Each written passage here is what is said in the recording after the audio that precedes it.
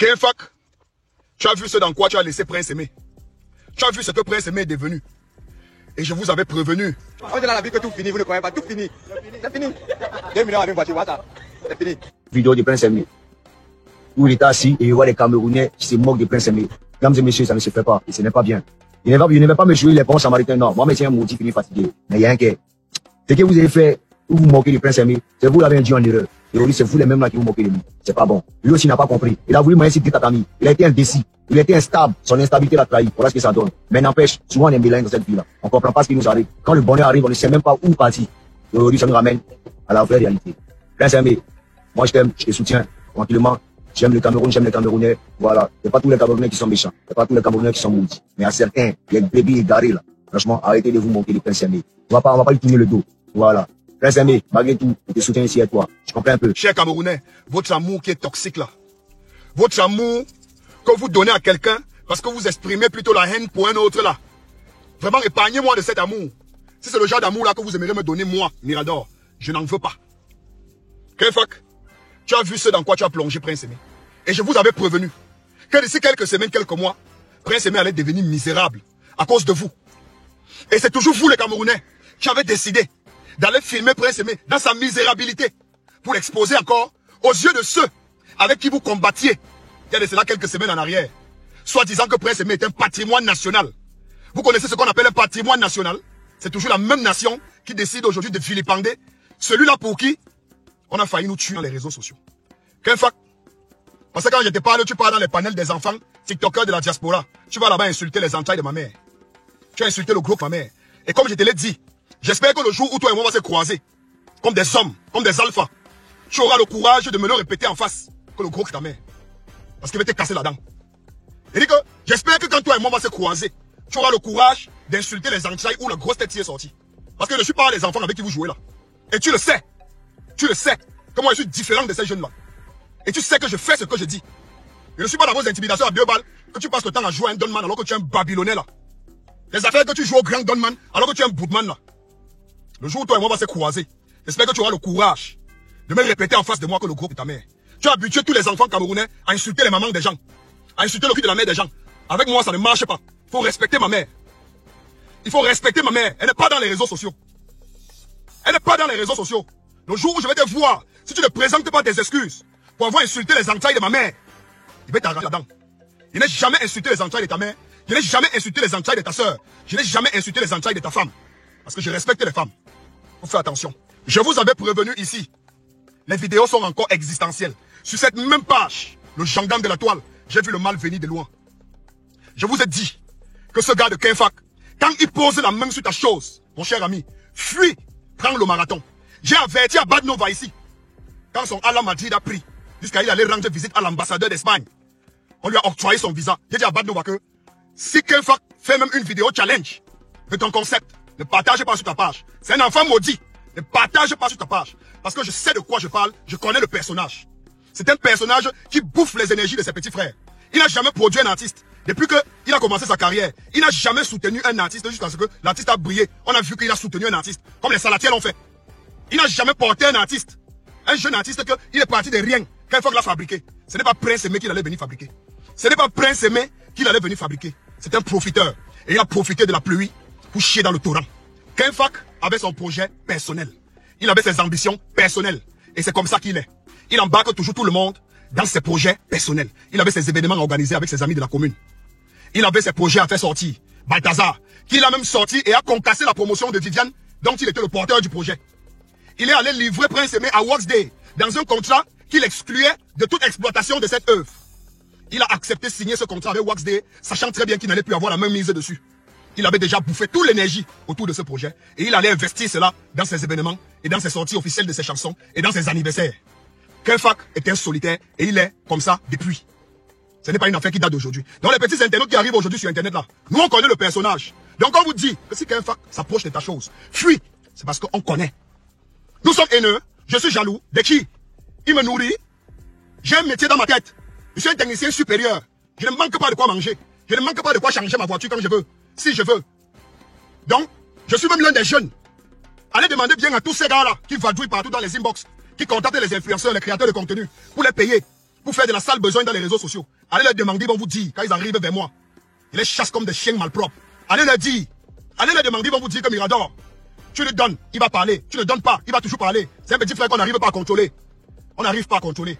Parce que mon ventre est plein. Et je remplis ce ventre de moi-même. De par ma force, de par mon intelligence, de par mon travail, de par ma discipline, de par mon professionnalisme. Je suis un constructeur des ouvrages métalliques et aluminium.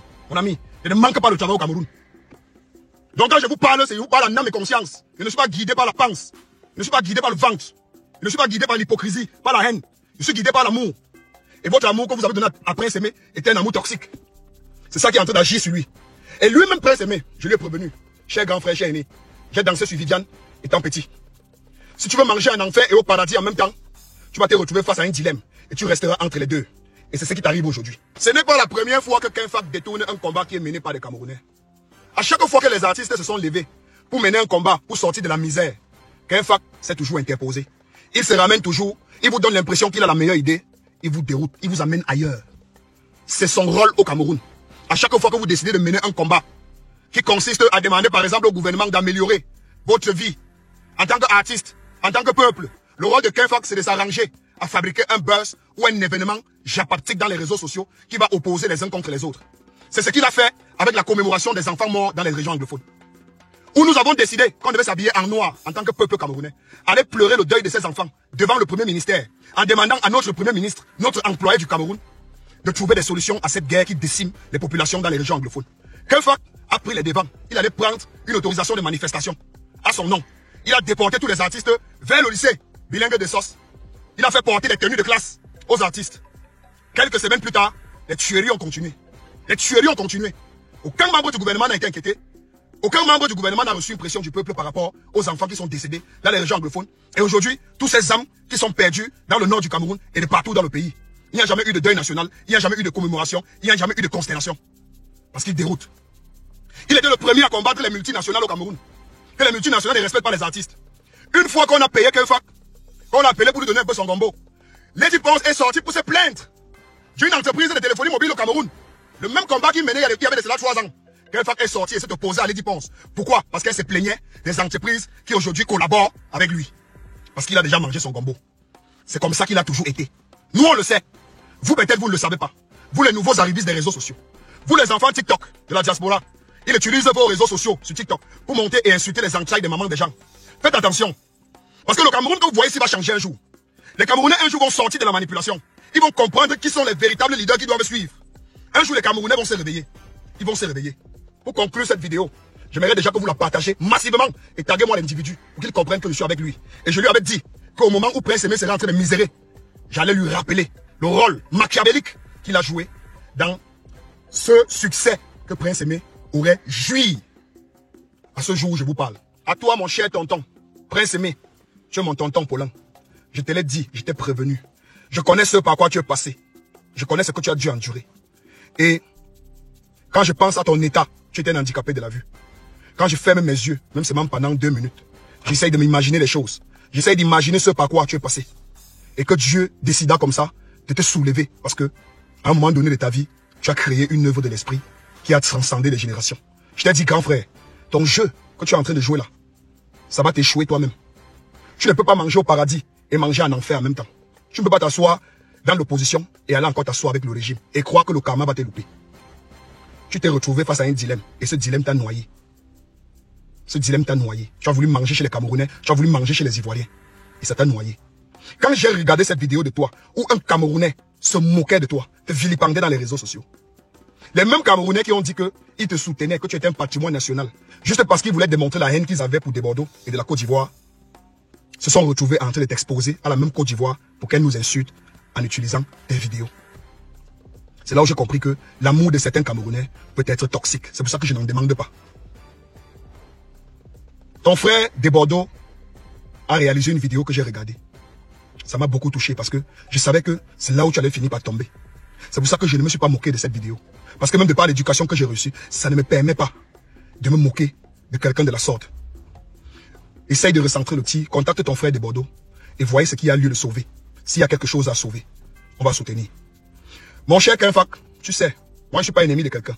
Je ne suis pas un gars méchant, je ne suis pas un gars rancunier. Mais j'ai horreur du manque de respect. Tu es allé sur le panel d'une petite fille Oriane. avec des jeunes petits ting-ting blogueurs de la diaspora. Les gens qu'on envoyait fréquenter se retrouvent en train de se trémousser dans les réseaux sociaux. Tu es allé insulter les entrailles de ma mère. Moi, je n'ai jamais insulté les entrailles, ni de ta femme, ni de ta mère, ni de ta soeur. Au contraire, plusieurs fois, je suis venu vers toi pour orienter ton regard vers ton petit frère qui est en train de se détruire ici à Biémassi. Tu ne peux pas te permettre d'insulter une maman que tu salues. Ma mère n'est pas dans les réseaux sociaux.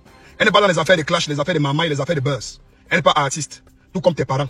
Tu n'as aucun droit d'aller dans un panel des enfants, des petits frères que nous on a encadrés ici au Cameroun, avant qu'ils ne décident de partir en Europe par le biais de leurs parents, pour aller fréquenter, et ont décidé de devenir des TikTokers et des blogueurs.